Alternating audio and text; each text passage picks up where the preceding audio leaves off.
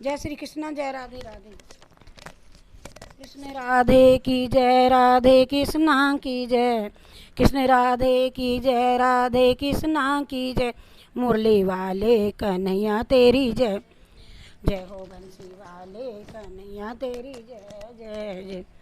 कृष्ण राधे की जय, राधे कृष्णा की जय। कृष्ण राधे की जय, राधे कृष्णा की जय। मुरली वाले कन्हैया तेरी जय जय जय। वाले कन्हैया तेरी जय जय जय। आज हम गर्गाचार्य श्री गर्ग संहिता श्री कृष्ण कथामृत भागवत से तुलसी का महत्व सुनाएंगे। श्री राधा जी द्वारा तुलसी सेवन व्रत का अनुष्ठान तथा दिव्य तुलसी देवी का प्रत्यक्ष प्रकट हो श्री राधा जी को वरदान देना। तुलसी देवी प्रत्यक्ष प्रकट हो करके राधा जी को वरदान देती हैं और राधा और श्री कृष्ण एक हैं।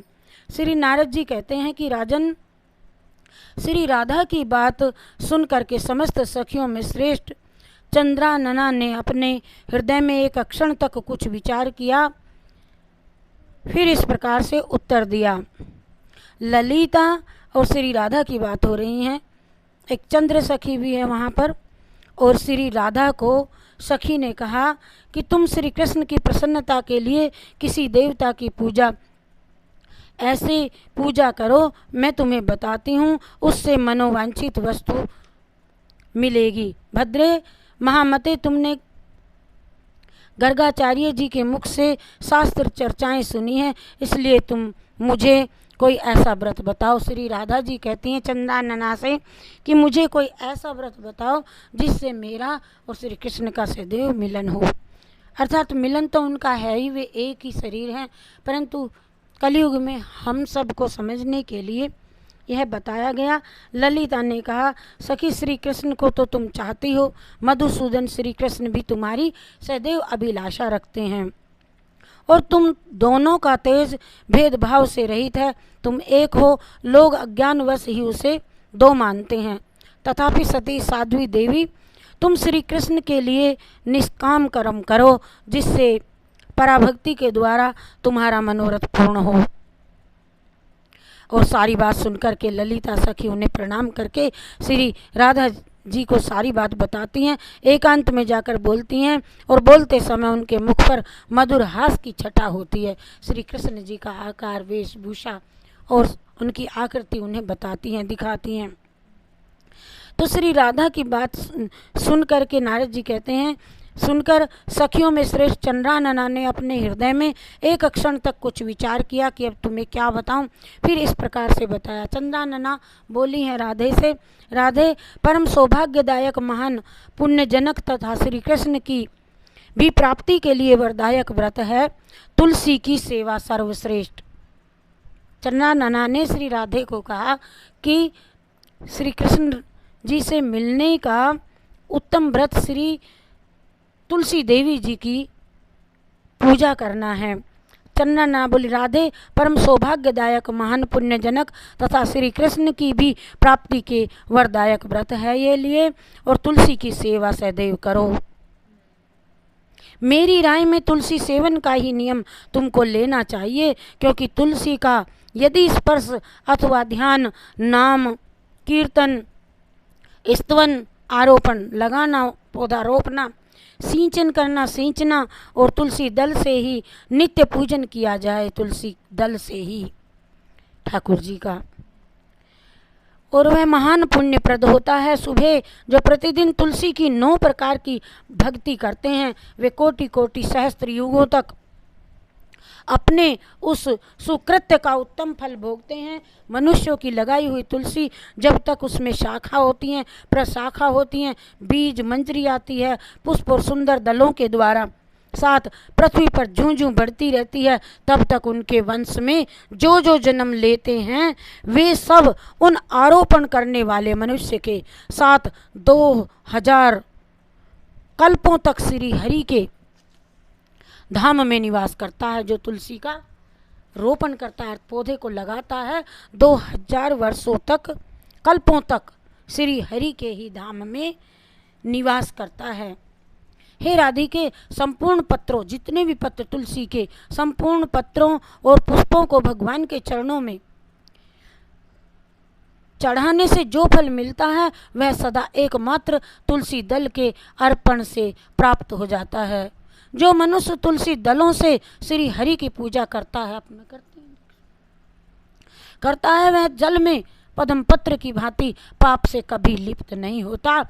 100 भार स्वर्ण तथा 400 भार रजत के दान का जो फल होता है वही तुलसी वन के पालन से मनुष्य को प्राप्त हो जाता है।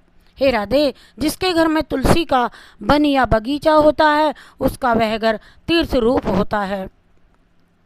वहाँ यमराज के दूत कभी नहीं आते जाते, और जो श्रेष्ठ मानव सर्व पापहारी पुण्यजनक तथा मनोवांछित वस्तु देने वाले तुलसी वन का रोपण करते हैं, वे कभी सूर्य के पुत्र यमराज को के दर्शन नहीं करते।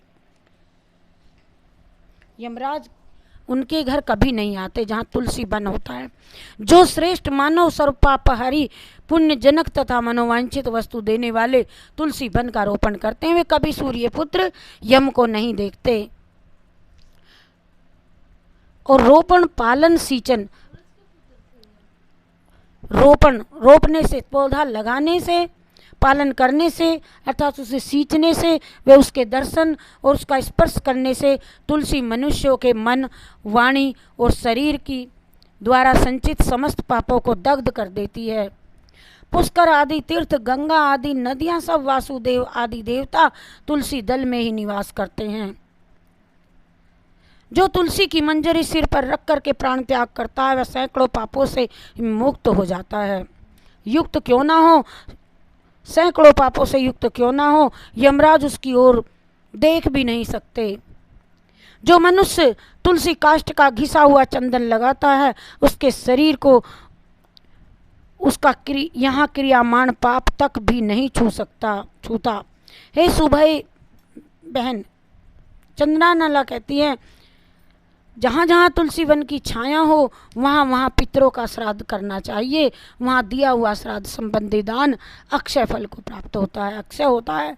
हे सखी, आदिदेव चतुर्भुज ब्रह्मा जी भी श्रांग धनवा हरि के महात्म की भांति तुलसी के महात्म को भी कहने में समर्थ है। अर्थात ब्रह्मा जी के 4 मुख हैं, वे भी तुलसी के महिमा को नहीं कह सकते, वे भी तुलसी महात्म को कहने में समर्थ नहीं है। अतः गोप नंदिनी, तुम भी प्रतिदिन तुलसी का ही सदैव सेवन करो, जिससे श्री कृष्ण सदा ही तुम्हारे बस में रहेंगे।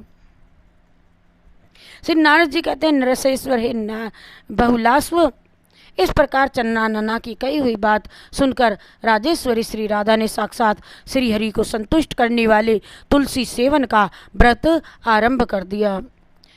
केत की वन में 100 हाथ गोलाकार भूमि पर बहुत ऊंचा और अत्यंत मनोहर तुलसी का मंदिर बनवाया, जिसकी दीवार सोने से जड़ी हुई थी और किनारे किनारे पद्मराग मणि लगी हुई थी, और वह सुंदर मंदिर पन्ने, हीरे, मोतियों के परकोटे से अत्यंत सुशोभित था तथा उसके चारों ओर परिक्रमा के लिए एक गली भी बनाई गई थी, जिसकी भूमि चिंतामणि से मंडित थी, और तथा ऊंचा तोरण, मुख्य द्वार या गोपुर उस मंदिर की शोभा बढ़ाता था।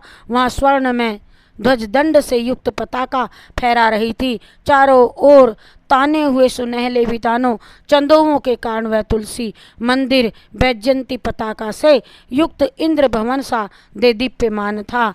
ऐसे तुलसी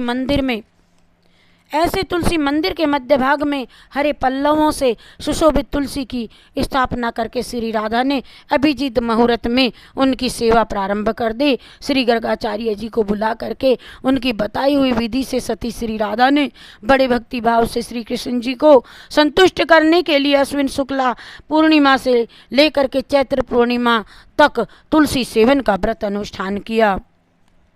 और व्रत कर आरंभ करके उन्होंने प्रति मास पृथक पृथक रस से तुलसी को सींचा। कार्तिक में दूध से, मंगसिर में ईख के रस से, पौष मास में द्राक्षा रस से, माघ में 12 मासी आम के रस से, फाल्गुन मास में अनेक वस्तुओं से मिश्रित मिश्री के रस से और चैत्र मास में पंचामृत से उनका सिंचन किया। हे नरसेश्वर राजा, इस प्रकार व्रत पूरा करके ब्रह्मानुनंदिनी श्री राधा ने गर्ग जी की बताई हुई विधि से वैशाख कृष्णा प्रतिपदा के दिन उद्यापन का उत्सव किया और उन्होंने 2 लाख ब्राह्मणों को 56 भोगों से तृप्त करके वस्त्र और आभूषणों के साथ में दक्षिणा दी।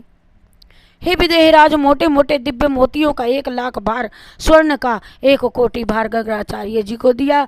और उस समय आकाश में देवताओं की दुंदुभियां बजने लगी, अप्सराओं का नृत्य होने लगा और देवता लोग उस तुलसी मंदिर के ऊपर दिव्य पुष्पों की वर्षा करने लगे।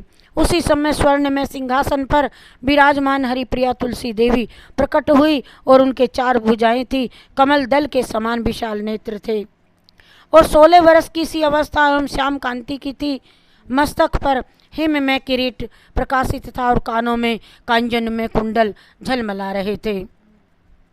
कांचन मणि और पीतांबर से आच्छादित केसों की बंधी हुई उनकी नागिन जैसी बैणी में बैजंती माला धारण किए गरुड़ से उतर करके तुलसी देवी ने रंगबल्ली जैसी श्री राधा को अपनी भुजाओं में अंक में भर लिया। तुलसी ने मिलन हुआ दोनों का और उनके चंद्रमुख का चुंबन किया। तुलसी बोली, कलावती कुमारी राधे, मैं तुम्हारे भक्ति भाव से वशीभूत होकर निरंतर प्रसन्न हूँ। भामिनी, तुमने केवल लोक संग्रह की भावना से इस सर्वतोमुखी व्रत का जो अनुष्ठान किया है मेरे लिए, वास्तव में तो तुम पूर्ण काम हो, सब कुछ आपके पास हैं। अणिमा, यहाँ इंद्रिय, मन, बुद्धि और चित्त द्वारा जो जो मनोरथ तुमने किया है वह सब तुम्हारे सम्मुख सफल हो और पति सदा तुम्हारे अनुकूल होवें और इसी प्रकार कीर्तनीय परम सौभाग्य बना रहे तुम्हारा। नारद जी कहते हैं, राजन यो कहती हुई हरिप्रिया तुलसी को प्रणाम करके वृषभानु नंदिनी और राधा से उनका मिलन हुआ और राधा ने उनसे कहा, देवी, गोविंद के युगल चरणार बिंदों में मेरी अहेतु की भक्ति बनी रहे। मैथिले राज शिरोमणि। तब हरिप्रिया तुलसी तथास्तु कहकर अंतर्धान हो गई। तब से श्री वृषभानु नंदिनी राधा अपने नगर में प्रसन्न चित्त रहने लगी।